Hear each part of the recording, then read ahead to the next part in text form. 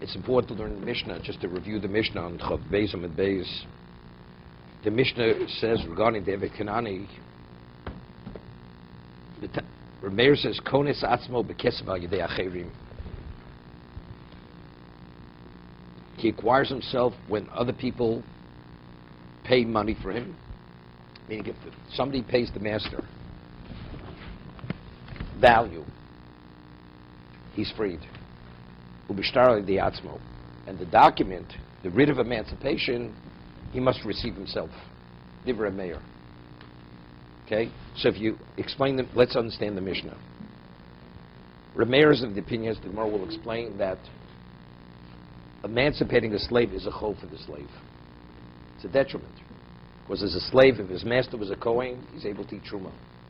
Once he's freed, he's not able to eat Truma any longer. So he has a financial loss. As a slave, there's certain sexual relations which are permitted to him. Once he becomes a free man, they're not available. So Rameir says, because of this, the way the slave perceives it, that's called a chov. It's classified as a chov, and therefore, if you would want to accept the shtar shichrur on behalf of the slave, without his knowledge, without his knowing that you're representing him, it's not a valid shichrur. It's not a valid emancipation. Because we have a principle, zochon od mishlo b'fonov, something which is merit you could do on behalf of the person unbeknown to him, but something which is a chov, which is a detriment, that you cannot do. 1 second. Okay? So the Gemara wants to understand the Mishnah. It says, when it comes to money, it's al yedei acherim. They could pay the money on his behalf to the master, and he's freed. Shtar al yedei atzmo. But the document, he has to receive it himself. So the Gemara wants to know, the document which cannot be received on his behalf by others, is it speaking where he's aware, meaning he appointed a shliach to accept it on his behalf? So the Gemara is going to ask, but if he's aware of it and he appointed a shliach to accept it on his behalf, so why is he not emancipated? He should be. So evidently, what are we speaking about? Shtarei de'atzmo, it's speaking where he's unaware of it. When you give it to him, he's aware of it. Okay, so he's emancipated. Whether he wants to be emancipated or not, because he put it in his hand, like a isha, a woman. Whether she wants to be divorced or not, the husband wants a divorce, he puts the get in her hand, she's divorced. Identically, the slave, the master wants to emancipate him, puts the shtar shichrur, which is the get, in his hand, he's freed. But a third party, where the slave doesn't want to be represented, that he can't do. Because we have a principle, zochen lodim shlo b'fonov, echoven lodim shlo b'fonov. Something which is beneficial, yes. Something which is a detriment, not. So the Gemara wants to know, so what's the case of money? But money, you could pay to the master on his behalf. And evidently we speak in the same context. Right? Where it's unbeknown to him. So if it's a chov, according to Rameh, why giving money to the master is effective, but a third party receiving the shtar on his behalf is not effective. That's what the Gemara is going to discuss. Okay? Let's go a little further in the Mishnah. That the money that he himself gives the master, he's freed. A document through a third party.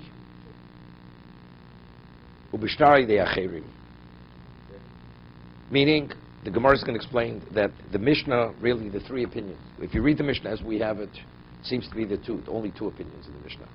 But the Gemara is going to show that the last statement in the Mishnah, which the inference is himself not, is going according to a third opinion. Okay? We discussed, we have a principle, Masha Konse Ishukon Abaylo. A woman, whatever she acquires, it's transferred to her husband. What does that mean? Everybody agrees that a woman has the ability to acquire, independent of the husband. The question is, after she acquires, what she acquires, what happens to that item that she acquires? Is it transferred to the husband, or is it not transferred to the husband? Everybody agrees she definitely acquired it. She has the ability to acquire independent of the husband. Except Chazal say, it's a drabanan. Whatever she acquires is transferred to the husband. Why is she acquiring it? It's transferred to her husband and it's not hers. It's hers for a moment and it's transferred to the husband. It's not hers. Why not? Why not? I understand. Give it to the wife, if she acquires acquired it, but it goes to the husband, so she's acquired it. Bashakonsi Isha Konabayla. What she acquires is transferred to the husband. She's acquired. If you acquire something for 1 iota of a second, and then it's transferred, did you acquire? Because you asked for a moment, then it's transferred. You understand? She acquired it. What's the ability to acquire? It's an act of acquisition. She's not the shliach of the husband. If I acquire on your behalf, I'm not acquiring. I'm doing an act of acquisition. Mashikonzi Isha Konabayla means she's acquiring, except Chazal say the consequence of your act is being transferred to a third party. I'll tell you halachic difference. If I give a woman a gift on the kiddushin, that her husband cannot have any ownership in that item. Wait a second. Again, it would normally shift, except the gifter has a precondition that it cannot shift. So therefore, it remains with her. But if you don't have that precondition, she acquires, and it shifts over to the husband. The question is, what about a slave? Does the slave have an innate ability to acquire independent of the master? If somebody would give him money on that condition, what is no? His hand is the hand of the master. He doesn't have the ability, independent of the master, to acquire. Okay, that's the difference between a wife and the husband, and the wife and the slave. We'll see in a moment. Let's get to the Gemara. Konis atzma bekesef. So the Mishnah says, according to Rameir, bekesef al. If a third party gives money on his behalf to the master, ain avalo yedei atzmo. Right? But himself not. Now the Gemara wants to know. That we say that a third party can give money on behalf to the master to free him, is it with his knowledge or without his knowledge? That's what's discussed here. The Ma'askina. Ilay mishlomi dato. Is Rameir speaking unbeknown to the slave? A third party is giving money to the master on his behalf to be freed. Michti, Shamina le the Rameir.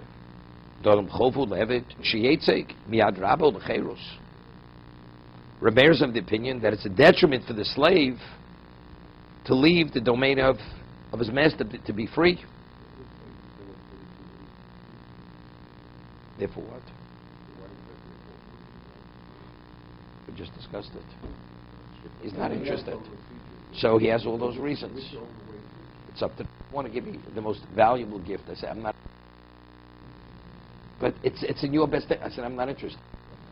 So how could you? Opposite of what? It's the same thing. Rameir says that is the mindset of a slave. Let's say a slave makes a declaration. Says, I prefer to be a Jew than have truma and have all this available to me. And he makes it. It's known that's his declaration. Now, to accept a get on his behalf. That's even Rameir would agree. We're talking about what is the mindset of the average slave. Okay? We learned in the Mishnah.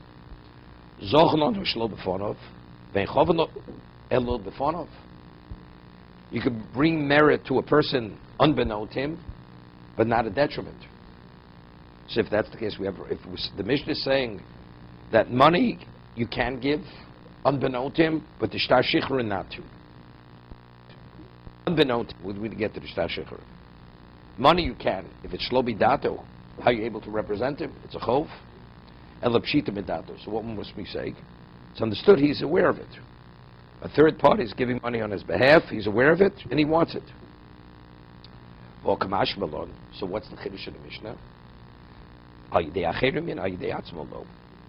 Meaning, a third party can give the money directly to the master, but himself, if he would acquire the money, he'd be given money. That money belongs to the master. So as a result of that, when you give the money to the master, it's the master's money already. Right? Almo and kinil evid rabo. So evidently, what do we say? That the hand of the slave is the hand of the master. So the slave cannot acquire money, acquire anything, because his hand is the hand of the master. Now, let's talk. If the master would write a shtar shichrur for his slave, and he has it in his right hand, and he would put it in his left hand, and he says, my left hand should be the equivalent of the slave. Is the slave freed? Jay, what do you say? Jay? Of course not. The slave has to receive it. But if we're saying the hand of the slave is the hand of the master, so giving to the master, to the slave is the equivalent taking it from his right hand, putting it in his left hand. If we say that the slave has no innate independence of the master, he's synonymous with the master, and that's why when you put the money in the slave's hand, it means nothing according to Rameir. So putting the get in the slave's hand should also mean nothing according to Rameir. So that's the worst question. So how does it go free? Well, it's a disadvantage to the slave to set it free without it. No. That we're saying it. We're just proving it. If kesef al yedei acherim, how we explain kesef al yedei acherim?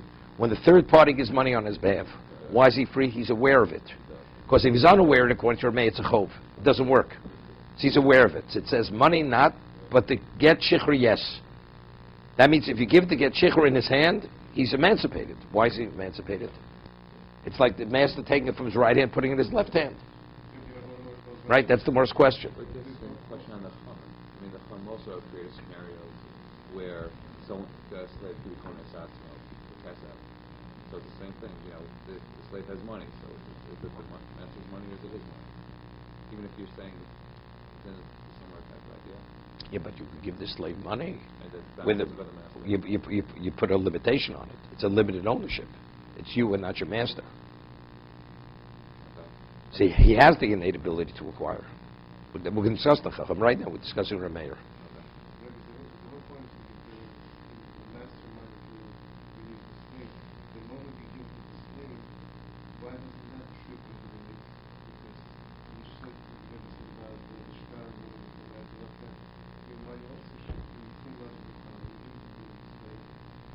No, but he's giving it to the slave, that it's the slave's. I'm giving it to the slave. Now the slave, give it to your master. It's yours. Now the slave acquires it because somebody gifted him the money, and now he wants to give it to his master. That doesn't work. Well, we'll see it in a moment. The Gemara is going to conclude he can do that.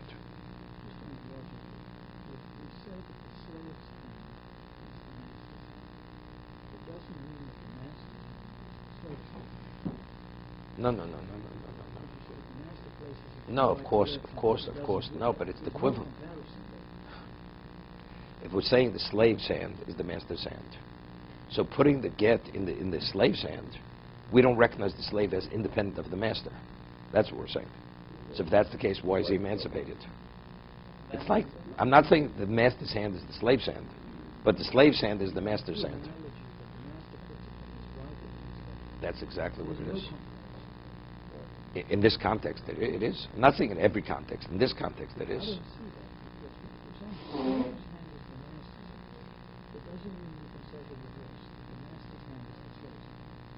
In what regard to what? To this.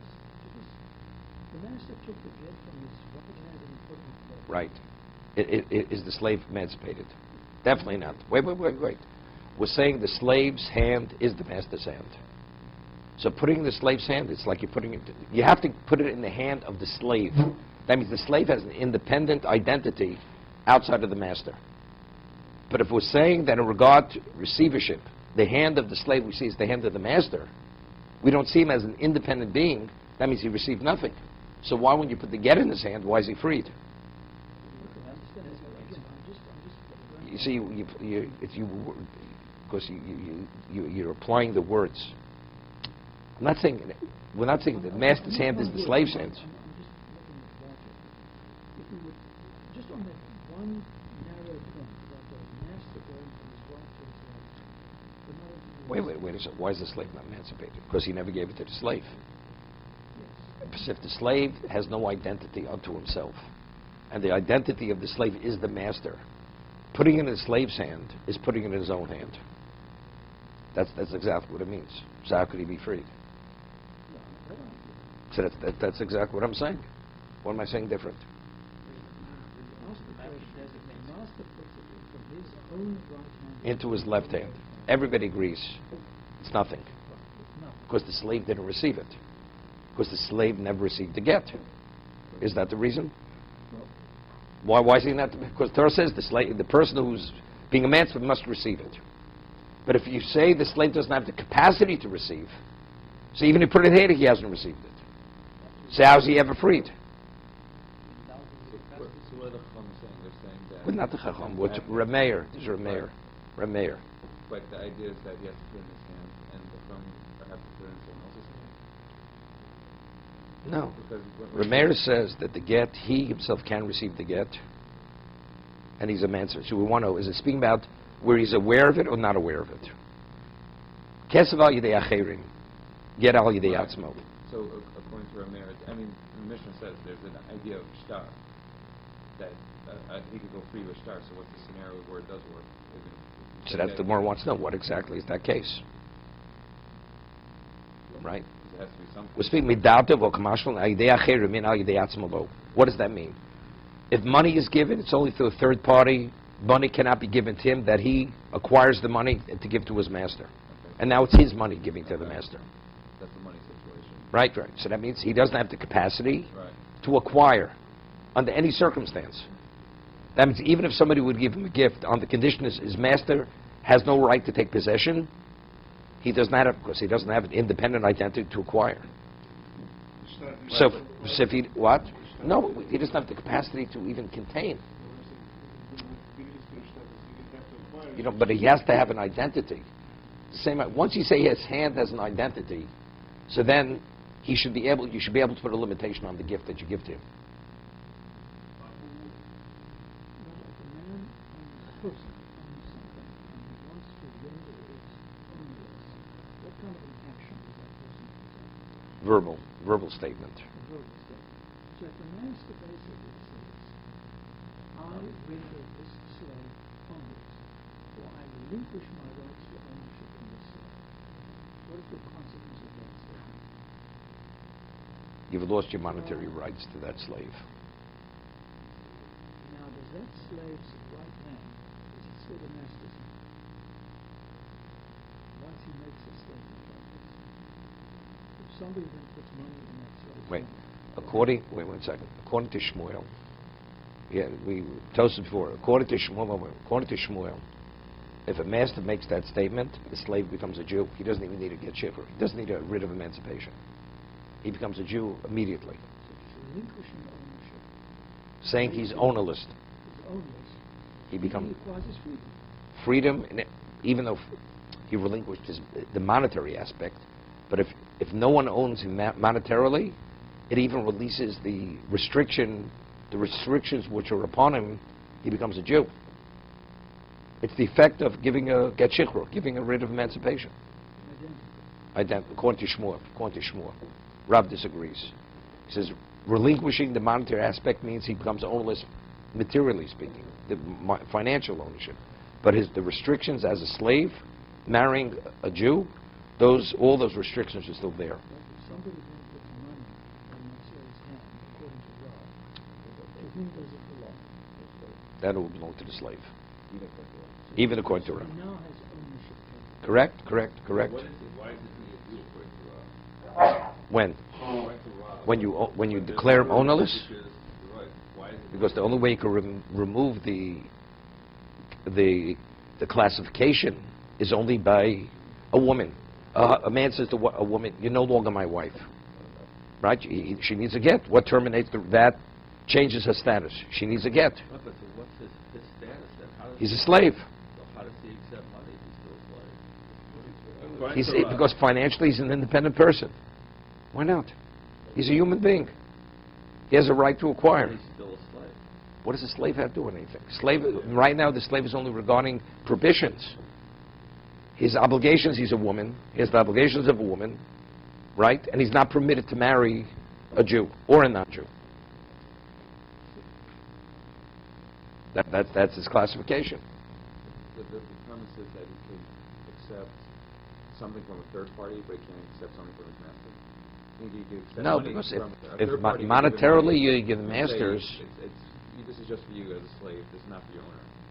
So a third party could give the you slave understand? something. According but the to master a gives mayor, you have an animal. An animal or domain is the equivalent of its. The Gemara says that if you put something in somebody's domain, he acquires it. Why does he acquire it? Because the domain is like the person's hand. It's like an extension of the person. The slave is the person, is the master. The slave's hand is the extension of the master. A third party could give the slave something and say... When? this is- After he's emancipated? While he's a slave and say, here's money for you. This is your money. It has nothing to do with the Can't slave, do go it. by yourself. Cannot do that. Because he has no independent So how could the- identity. So how could the slave buy himself? Only through a third party. That's Ayidei Acherim, according to Rameir. A third party gives the money. He's not giving the money himself. Because he can't acquire.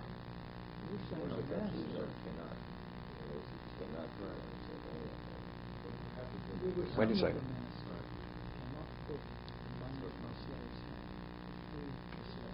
No.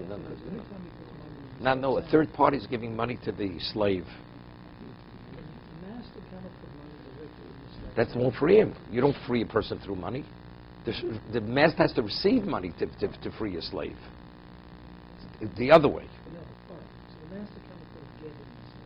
That's no. Rameir says he can. So that's the Gemara's difficulty.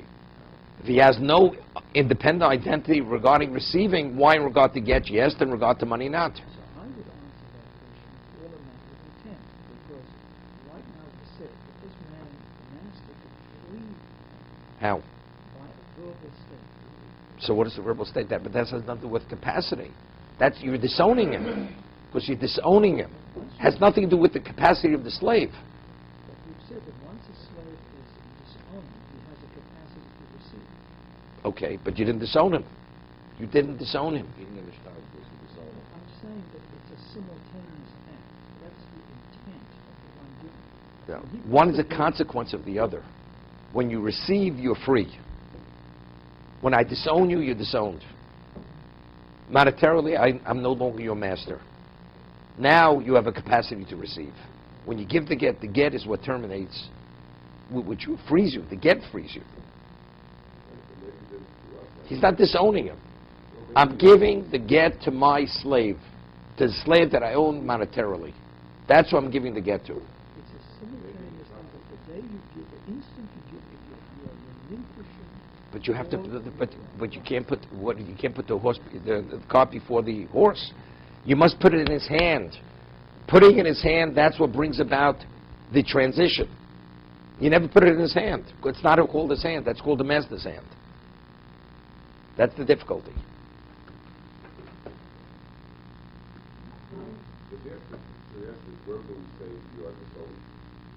Yes. It's not disowning him.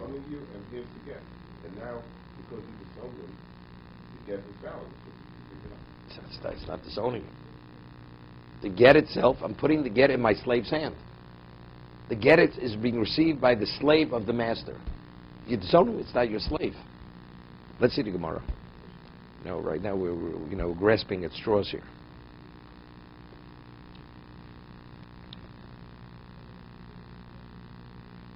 So the Gemara is asking, if the slave doesn't have the capacity to acquire,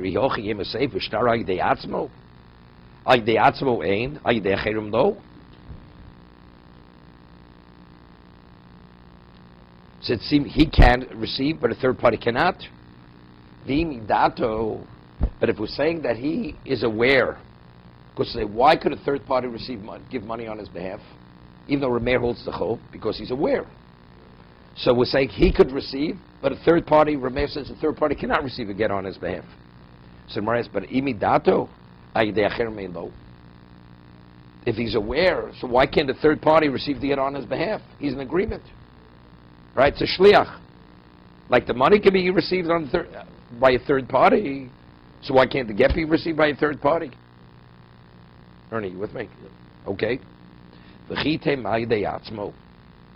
Maybe he'll say when it says he himself could receive the get, it means meaning he's aware the third party means. Not only could a third party receive the get on his behalf, But even he could receive the get on his behalf, which is not the case by money. Money he cannot receive. But get, not only could he, right? I mean, not only could a third party, even he. So, but we just said he doesn't have the capacity to receive. The Gita V'yodabon Ke'echod. Okay? Now, we've got to discuss what this means. That the get and his capacity to receive come about simultaneously. Stop. What does that mean? Which we're going to see is a machlokes tanoim. No. Woman, you don't need this. Everybody agrees that a woman has a capacity to receive. Just transfer. So the moment you put the get in the hand, she's divorced.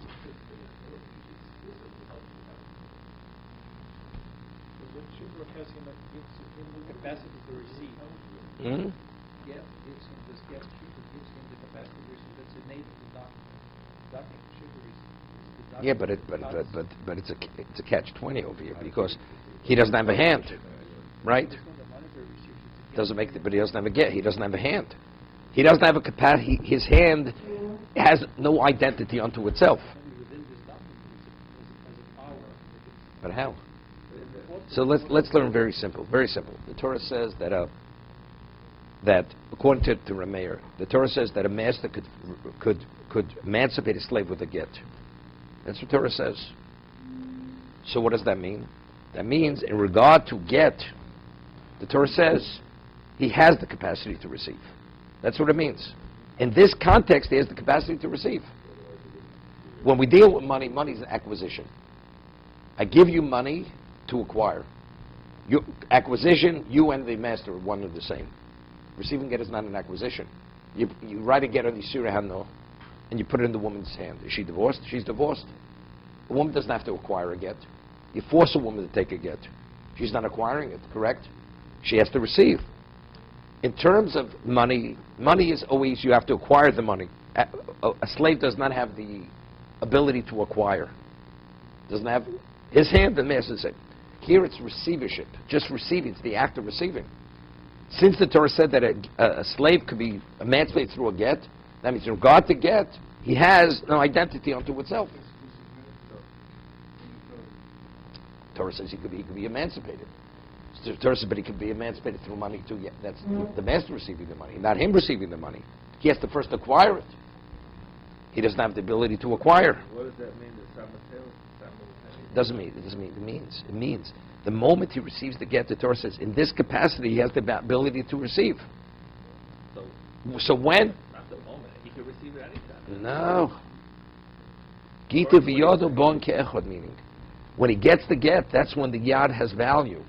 Until then, it's not relevant to anything. What's irrelevant? His yad is only relevant to receive the get. Understood. So it comes about at that moment. He has that yad to receive the get at any time. But it's not relevant till that moment. The moment he gets, that's when it's relevant. That's when the hand becomes relevant.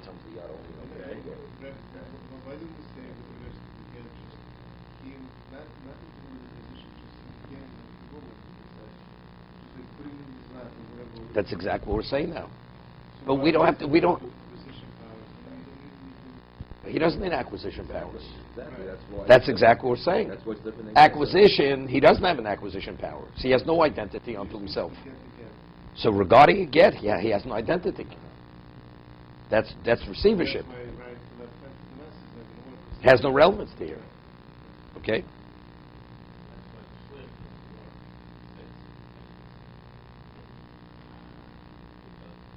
No, we're saying af al diatzmo. Af. Third party definitely can receive it. It's midato. He's in agreement. Third party should represent him.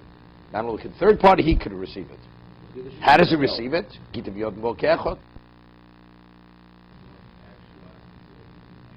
Right. No, there's no problem. He doesn't have to give. You're representing me, and you, of course, you have a hand. You're not the master. The third party is not a master. So because you're my shlich, you don't become the slave of the master? What's relevant? Evidently, yes. It's clear. Why not? Because he's equivalent of a Jew. In this capacity, he's equivalent of a Jew, a slave. Because we learn Lola Miisha. He has the exact same status as a woman. Except where we say that something infringes on that right. A woman has an independent ability to acquire. Because a woman's not a chattel. A woman's not a chattel. So therefore she acquires, except is after she acquires, it transfers. That's a rabbinic law, it transfers. But over here, in terms of a slave is a chattel. It's a chattel of the master. So since it's a chattel of the master, the slave has no identity unto himself regarding anything.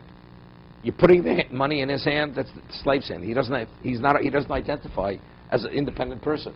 But since the Torah says that he could be emancipated with a document, in regard to that, he has an independent identity to receive the get. So once he receives the get, he's emancipated.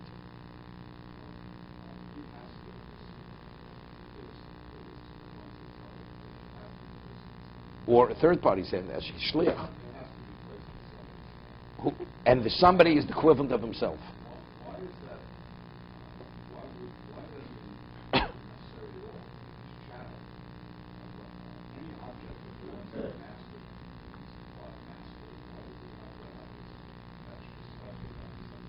Because a chattel is purely monetary. I disown my animal, I disown my property. It begins and ends with monetary ownership. The slave is more than monetary ownership. There are restrictions. There's restrictions. He has a status. He's this quasi-Jew. He's not a Jew, but he's not a Gentile. Now, how is that status affected? He has to be emancipated. So, how does emancipation take place? He has to receive the get, the writ of emancipation. So it's almost as if there's some sort of quasi-relationship. It's not just directly on some master. It's almost like there's some sort of... When a man sells himself into slavery to be a chattel, a human being, there's a consequence of that ownership. It's not purely monetary. It has restriction and prohibition ramifications. He goes into another classification. As a result of that, he's classified as another type of human being. He's not just chattel. Yes. If I say I want to be an advocate, I want to be your chattel, chattel means that and what comes along with that. So he's no longer permitted to a Gentile. But he's not permitted to a Jew either. Right? He's in this quasi-state. Okay? We're not finished. So you must say the reason why Rameir's opinion that he could receive the get himself, because that at that moment, when does his capacity to receive come about? When he receives the get. So Gemara says, but we learned in the Brisa not like this. The Tanya. So now we go back to square one. It says the only one who has the ability to receive the get, shichrur, the writ of is only himself, not a third party. So what are we speaking about? If he's aware of it, why can't the third party receive it? So we say himself, not a third party. Because we said money. Where did this all begin? We said when a third party gives money to the master, he's freed. So we asked the question: if he's not aware of it, we need zchiyah. That's because it's his merit, his benefit. Remeir's of the opinion tzachov said we're forced to say he's aware. Versus no, he's not aware. So he's not aware. So why could the third party give money on his behalf? You can't represent me when it's a detriment to me. Right? We're speaking when the money is being given to the master. The slave is unaware that the money has been given on his behalf. Despite that, he's still freed.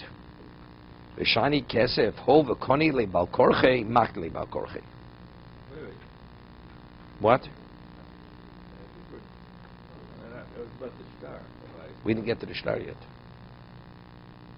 Shtar doesn't work. It's speaking of the third parties receiving the shtar. Bal korche. I mean, he's unaware of it. The star of the money.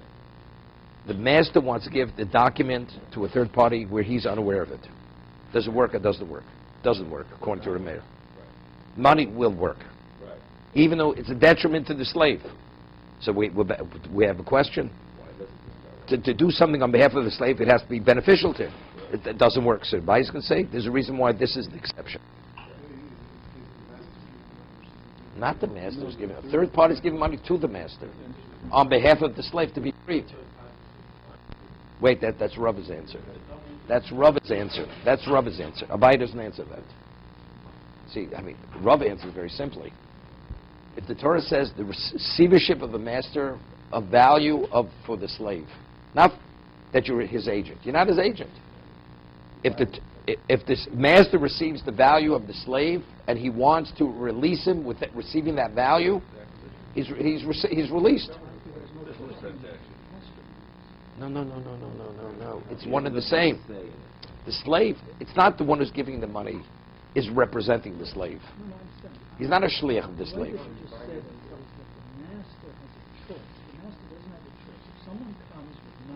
Not for Evet Kanani. No. If he's agreeable to take the money, he's agreeable. I will take the money. Yeah, Evet Ivri is something else. There's Evet Kanani, right? There's a Kanani slave. He can reject, but if he's agreeable to take the money, the receiving of that money is the equivalent of emancipation.